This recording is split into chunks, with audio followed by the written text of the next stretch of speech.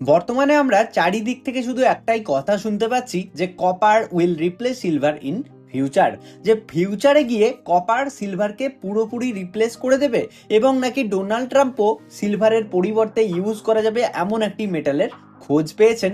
এই রকম খবরগুলো আমরা কিন্তু চারিপাশে বর্তমানে শুনতেই পাচ্ছি।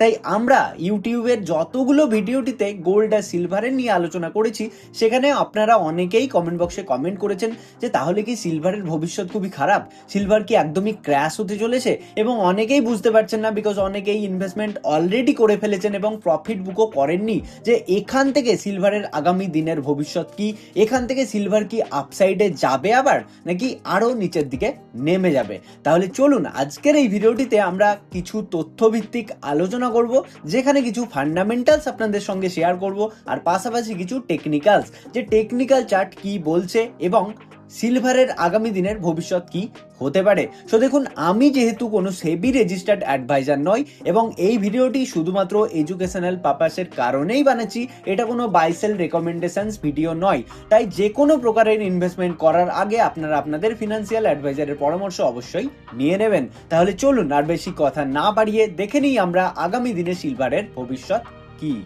তাহলে গোল্ড আর সিলভারের ফিউচার নিয়ে জানতে গেলে আমাদেরকে যে ইম্পর্টেন্ট ফ্যাক্টরগুলি জেনে নিতে হবে সেটা হচ্ছে নাম্বার 1 জিএসআর, অর্থাৎ গোল্ড টু সিলভার রেশিও। যে রেশিওটি দেখাটা খুবই ইম্পর্টেন্ট গোল্ড আর সিলভারের জন্য। সো যে রেশিওটি আমাদেরকে এটা বলে দেয় কখন আমরা সিলভার কিনতে পারি আর কখন আমরা সিলভার থেকে প্রফিট বুকিং করতে পারি। সো জিএসআর এর ব্যাপারে আমি ফুল ডিটেলসে বানিয়ে রেখেছি একটি ভিডিও, আই বাটনে দিয়ে দেবো, অবশ্যই চেক আউট করে নেবেন। সো দেখুন, এটা জেনে রাখুন যে যখন জিএসআর রেশিও 80-র ওপরে হয়, মানে 80:1 বা 90:1 বা 100:1, তখন জানবেন গোল্ডের তুলনায় সিলভার অনেক সস্তা, তখন সিলভার ইনভেস্টমেন্টের জন্য ভালো একটা অপরচুনিটি। আর এই জিএসআর রেশিও যখন দেখবেন 50-র কাছাকাছি বা 50-র নিচে চলে এলো, মানে 40:1 45:1, তখন জানবেন গোল্ডের তুলনায় সিলভার অনেক বেশি ওভার ভ্যালুড, মানে কস্টলি হয়ে গেছে, এক্সপেন্সিভ হয়ে গেছে, তখন সিলভারে ইনভেস্টমেন্ট করার জন্য একদমই ভালো সময় নয়। ঠিক আছে, তখন আমরা গোল্ডকে দেখতে পারি। তো বর্তমানে যদি আমরা জিএসআর এর কথা বলি তাহলে গোল্ড টু সিলভার রেশিও গিয়ে দাঁড়িয়েছে এখন 63-র কাছে।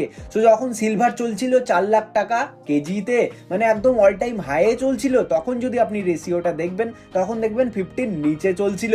তাই তখন কিন্তু প্রফিট বুকিং এর সময় ছিল, কেননা গোল্ডের তুলনায় সিলভার অনেক বেশি এক্সপেন্সিভ বা কস্টলি হয়ে গেছিল। ঠিক আছে, তো আগামী দিনে এই জিএসআর রেশিও কম্পেয়ার করে আপনারা ইজিলি বুঝতে পারবেন কখন সিলভার ইনভেস্টমেন্ট আমরা করতে পারি। ঠিক আছে, এবারে আসি তাহলে আমরা ফান্ডামেন্টালসে। দেখুন, গোল্ড আর সিলভারের ফান্ডামেন্টালসের যদি আমরা কথা বলি তাহলে জানতে হবে এদের ডিমান্ড অনেক বেশি। কোথায় কোথায় ডিমান্ড রয়েছে, না সিলভার আর গোল্ড কোথায় ব্যবহার করা হয়? তো গোল্ডের কথা যখনই আসছে তখনই ভাবছেন যে শুধুমাত্র জুয়েলারিতেই ইউজ হয়ে থাকে, বাট একদমই ভুল বুঝছেন। জুয়েলারিতে তো ইউজ হয়েই থাকে, বাট পাশাপাশি এদের ইন্ডাস্ট্রিয়াল ডিমান্ড হিউজ রয়েছে। কোথায় রয়েছে না দেখুন, যদি আমরা ইলেকট্রনিক ডিভাইসের কথা বলি, মানে মোবাইলের কথা বলি, যদি কম্পিউটারের কথা বলি, এগুলোতেও সোনা এবং রূপো হিউজভাবে ব্যবহার করা হয়। আর পাশাপাশি যদি আমরা মেডিকেলের ইউজের কথা বলি সেখানেও কিন্তু গোল্ড আর সিলভার হিউজভাবে ইউজ করা হয়ে থাকে।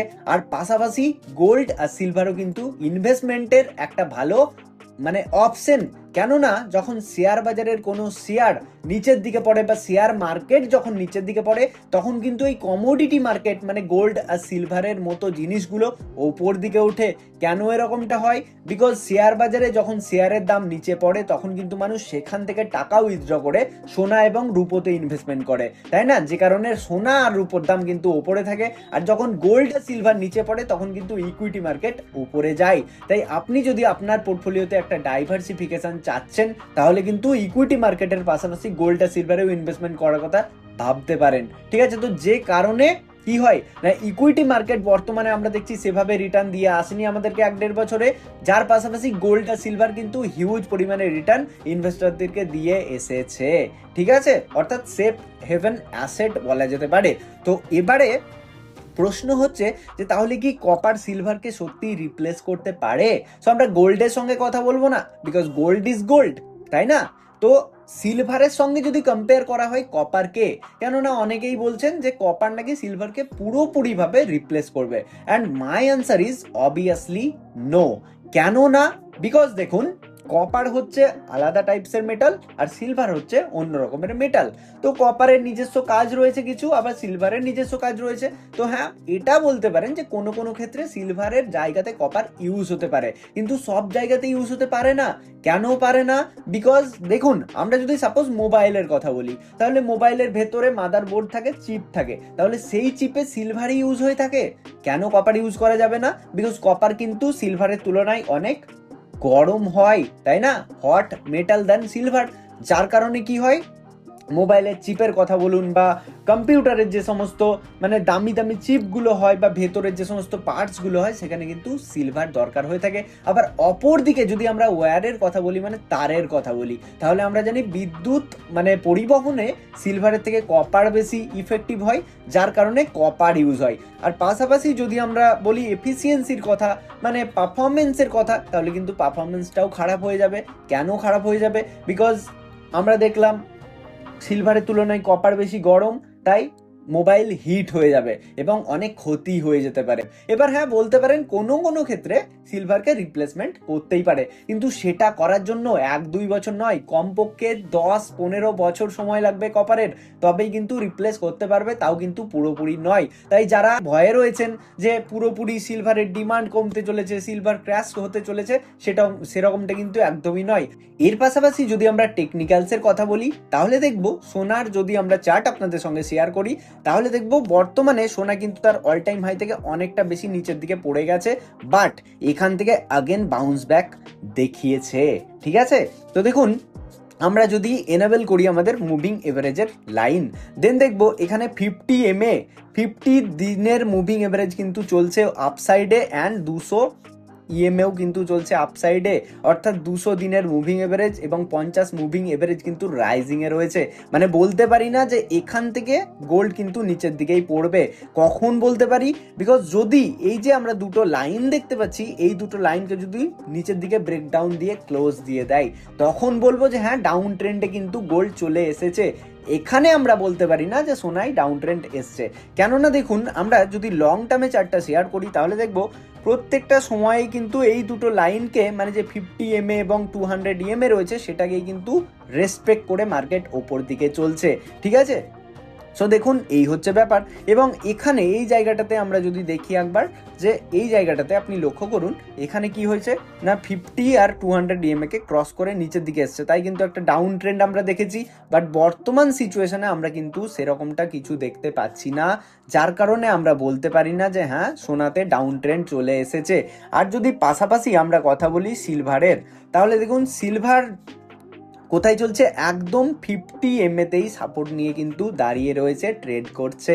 ঠিক আছে, আর যদি সিলভারের রেশিওর কথা বলি, আমরা দেখবো এখন 63-তে চলছে, মানে এখানে কিন্তু ইনভেস্টমেন্ট করার জন্য নতুন করে একদমই ভালো সময় নয়।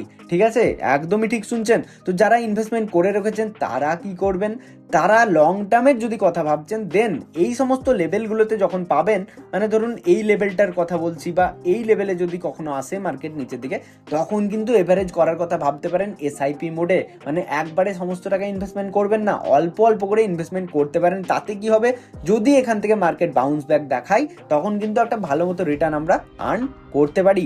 এবং যারা প্রফিট বুক করেননি এই সমস্ত জায়গাতে, কেননা জিএসআর রেশিও আমাদেরকে তখনই বলে দিয়েছিল প্রফিট বুক করাটা দরকার, 50 নিচে চলে এসেছিল জিএসআর এর রেশিও।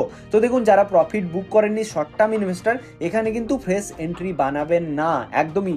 যদি এখান থেকে মার্কেট উপরে যাচ্ছে, একটা প্রফিট দেখতে পান, তখন কিন্তু এক্সিট করে যেতে পারেন। ঠিক আছে, তো মোদ্দা কথা হচ্ছে এটাই, যারা লং টার্ম ইনভেস্টার তারা কিন্তু একটু ওয়েট করে যান, যদি নিচের দিকে সিলভার পড়ছে, তখন কিন্তু এভারেজের কথা ভাবতে পারেন সিলভারের ইটিএফ গুলিতে। ঠিক আছে, আর যারা শর্ট টার্ম ইনভেস্টার, যারা লসে রয়েছেন, তাদের কি বা করার আছে? বিকজ শর্ট টার্মে কিন্তু আমরা জানি সিলভার অনেক বেশি ভলেটাইল হয়ে থাকে। আর দেখুন, আমার মনে হয় না শর্ট টার্মে কেউ লসে থাকতে পারেন, কেননা আমরা দেখেছি সিলভার কিভাবে রিটার্ন দিয়ে এসছে আমাদেরকে। তো আপনি যদি সেই রিটার্নটা চেজ করতে চেয়েছিলেন অনেক পরে, তাহলে কিন্তু আপনি লসে রয়েছেন। তাহলে কি করবেন? ফোর্সফুলি আপনাকে লং টার্ম ইনভেস্টার হতে হবে, মানে লং টার্মের জন্য আপনাকে হোল্ড করে রাখতে হবে। তাহলে এই জিএসআর রেশিও মাথায় রেখে আগামী দিনে যখন গোল্ড আর সিলভারে ইনভেস্টমেন্ট করবেন, সেটা কিন্তু মাথায় রেখেই করবেন। তাহলে গাইজ এই হচ্ছে আমাদের আজকের ভিডিও, যেখানে আমরা ডিটেলসে ডিসকাস করলাম সিলভার এবং গোল্ডের ব্যাপারে। তো অবশ্যই জানাবেন কেমন লাগলো, ভালো লাগলে লাইক করে ফ্রেন্ডস ও ফ্যামিলি মেম্বারদের সঙ্গে শেয়ার করে দিন। আর যারা চ্যানেলে নতুন অবশ্যই চ্যানেলটিকে সাবস্ক্রাইব করে পাশে থাকা বেল আইকনটিতে প্রেস করে দিন। চলুন দেখা হচ্ছে পরবর্তী ভিডিওতে, ততক্ষণের জন্য সবাই ভালো থাকবেন, সুস্থ থাকবেন, ধন্যবাদ।